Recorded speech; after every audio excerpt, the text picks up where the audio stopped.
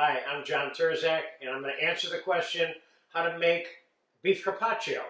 This is simple. There's a little technique involved with pounding the meat, and I'm going to demonstrate that for you right now, okay? We're going to take a nice piece of filet. I got about a 4-ounce piece here, and we're going to pound it with a small mallet in between some sheets of plastic wrap. So let's cut the meat as thin as we can to begin with, but it doesn't have to be that thin. Remember, you don't have to pound the meat for your carpaccio. You can cut it extremely thin if you get it cold enough on a meat slicer or by hand. You could serve it like this too. It doesn't have to be paper thin, but I'm going to show you how to make it that way. This is about a 4-ounce piece of filet. And I don't know if I'm going to use it all or not, but I think I'm going to pound just about all of it. Now, what cut of meat should you use for this? I would use either filet, a New York, or ribeye. Now I'm going to take a piece of plastic wrap and put it on top of it. This, by the way, is the traditional method for making what many call scallops, or thin pieces of food, okay? Now we're going to use our mallet, the flat side, not the tenderizing part. We don't need to tenderize anything here. Being careful that you kind of keep the meat in one piece.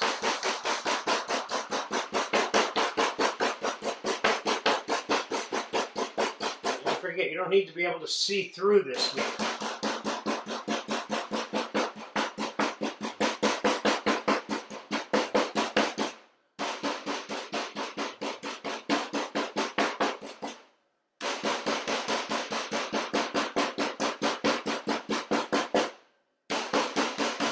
The last one. Now, how to get this onto your plate. There's a little trick involved here. Cut in between the pieces of meat with the plastic.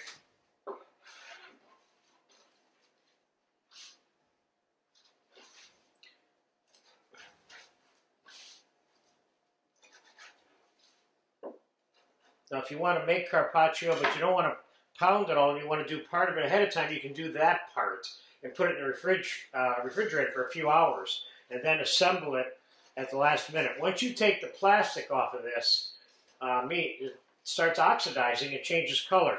And what you're looking for is that nice red color that I have right here in front of us. Okay, now you take your top piece of the plastic or the bottom, whichever you want. You take it off. Use the plastic wrap to transfer it and shape it onto the plate where you want it, okay?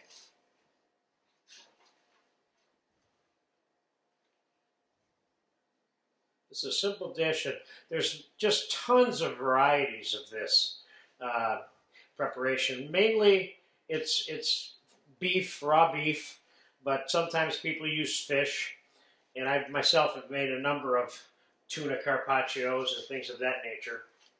And those are all very good, but the traditional way of making carpaccio is always with beef.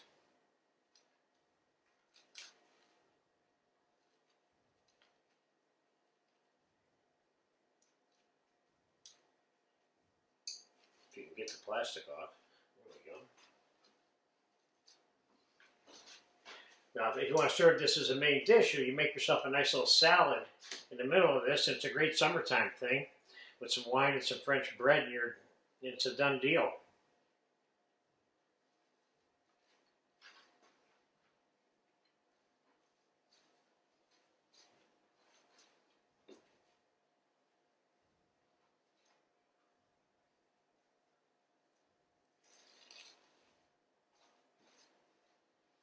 And let's push this together now a little bit, make some more room.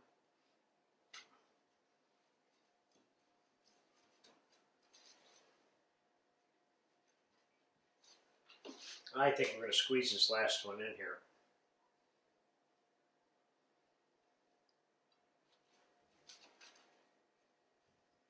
So this is 4.5 ounces of meat.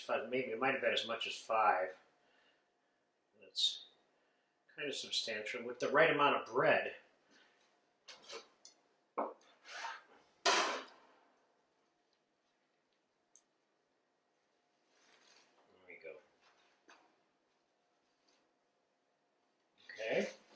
That's phase one, getting the meat onto the plate.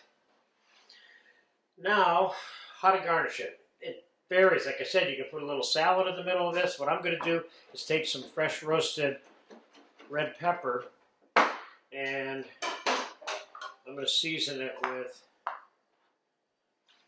a little bit of chopped garlic, not much, and a little bit of olive oil, and some salt and pepper. Just kind of give this one little component a little flavor of its own. I'm going to put this right in the middle, like that. And I'm going to sprinkle a few capers on this.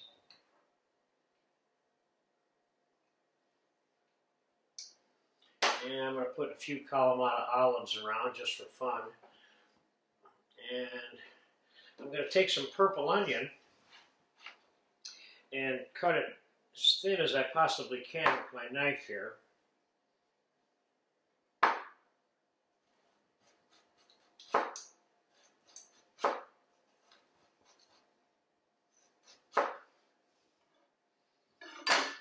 Put a few little pieces of onion here and there without over-onioning it, if there is such a word. Let's put some Parmesan, I have some Reggiano Parmesan here. Let's put some cheese curls on here with our veg peeler. And keep in mind that you want to do this with cheese that's at room temperature. It makes it cuts so much better.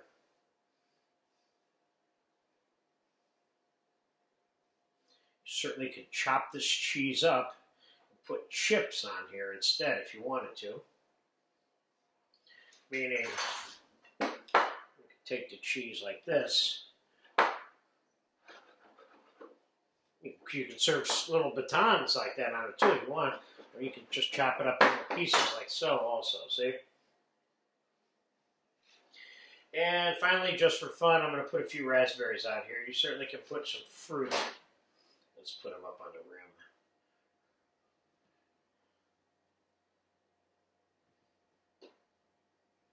This is a fun little dish.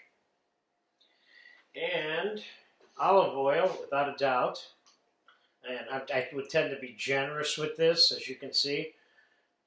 And I would put a little bit of salt and pepper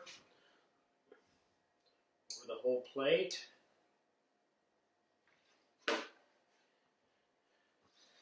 And I would put a little bit of chopped parsley on here. A little bit of green on there busting out. And that's pretty much it for this version of it. Again, there's 100 ways to do this, but this is a good basic understanding of how the meat itself gets put to the plate, okay? There it is. Filet of beef carpaccio for the summer.